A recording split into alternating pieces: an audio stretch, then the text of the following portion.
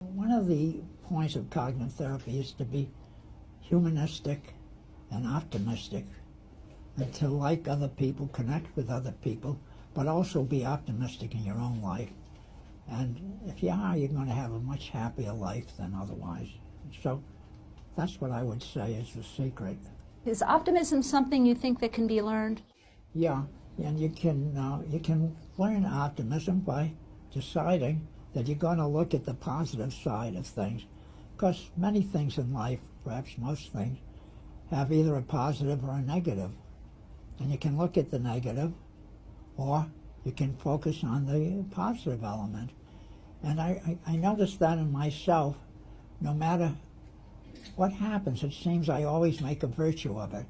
Like if I want to go outside and get a lot of sunshine, and it starts to rain, then I think, oh, that's great. Now I can go indoors and work on a paper.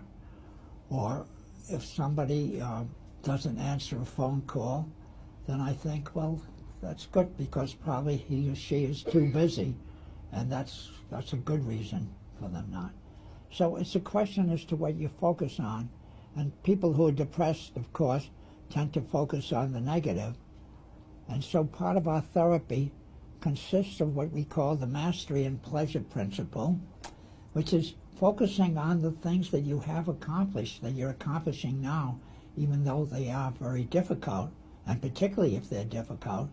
It's so much more empowering if you can do something that's difficult rather than something that's easy.